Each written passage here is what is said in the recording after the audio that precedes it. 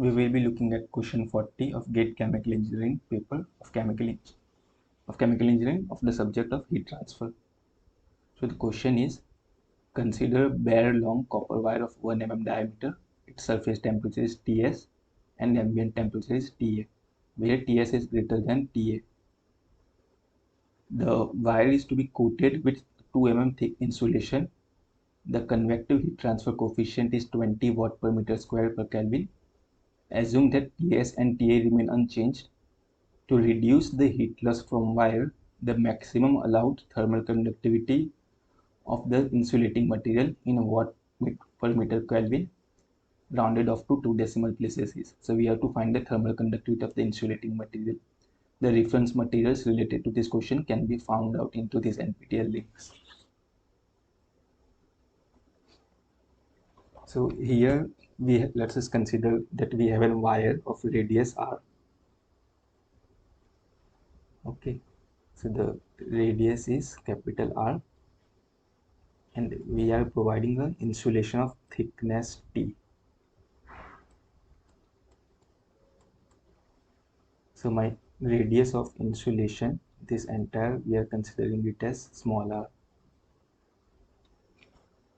Okay, now if I have to write the heat exchange across this surface, and if the temperature of the wire is Ts and the ambient air is Ta, I can write it as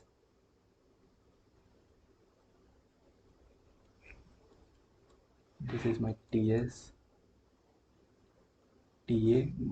The first one will be the conduction across my insulation. Okay, so if my thermal conductivity of insulation is Ka and the heat transfer coefficient of this ambient over this surface is H, so I can write it as Q conduction and Q convection. Okay, so the overall heat transfer, we can write it as Q is equal to delta T, that is my Ts minus Ta upon, for this conduction across this cylinder, we know that the resistance is ln of R upon capital R upon 2 pi KL, and for this Q convection will be HA and the area is 2 pi RL, so that will become as 2 pi RL into H. Okay, now we have to find to reduce the heat loss from the wire. Okay, so we have to find the K for which the heat loss is minimum. So, and for that we need to find the radius of insulation. Okay, so this concept is known as critical thickness of insulation.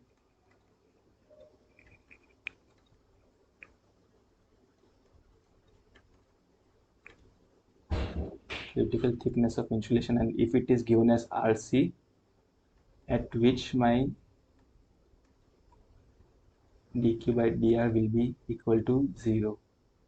Okay, so this will give me my critical thickness of insulation. So in order to find that, we need to differentiate this equation with respect to R and equate it to 0, and from that we can find the critical thickness of insulation. And for cylinder, if you just differentiate this equation and equate it to 0, we will be getting it as K insulation upon H. Okay, and for sphere it will be 2K insulation upon H. So so what does this critical thickness of insulation signifies? So that we can see from this graph.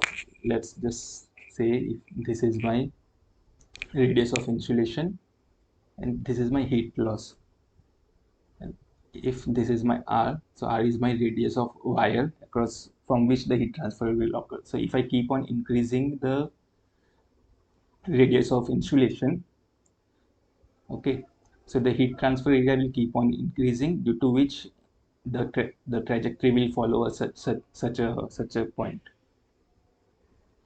And here at this critical thickness of insulation, the heat loss will be maximum, the heat change will be maximum.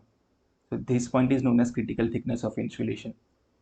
Okay, so here we have an, again, if we keep on increasing the thickness of insulation, then we will be getting at we will be getting a radius r star at which the heat loss will be equivalent to the bare pipe. Okay. So the other aspect to consider is that if we keep on increasing the thickness of insulation, okay, so the thickness of insulation in this case, we can write it as r minus r. Okay, so if we keep on increasing the thickness of insulation, the cost of insulation will keep on increasing. Okay,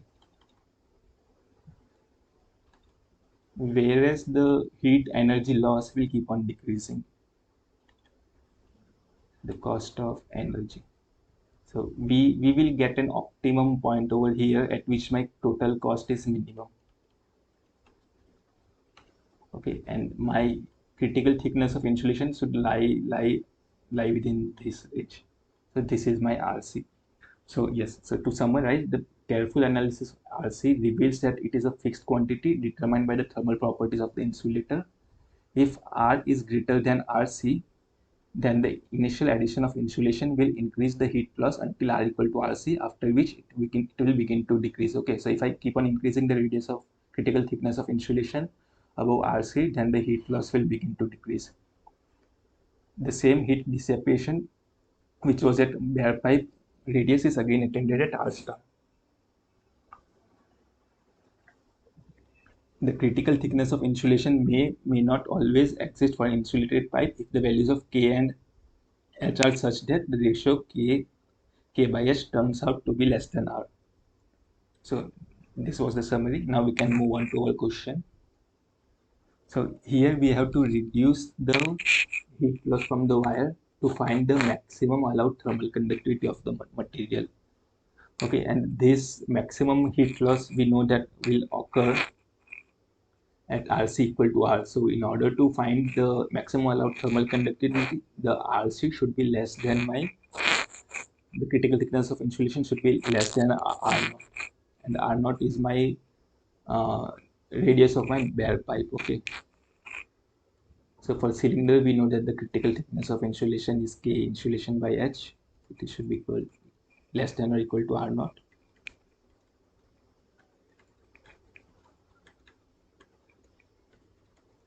Now R naught is 1 mm upon 2, okay, 1 by 2. So this mm we will convert into meter, so it will become 10 raised to minus 3 meter. And H we are given it as 20 watt per meter square Kelvin. So this will come around 0.01 watt per meter Kelvin. So this is our final answer, 0.01 watt per meter Kelvin. So based on the critical thickness of insulation, the maximum allowed thermal conductivity of the insulating material is 0.01 watt per meter Kelvin.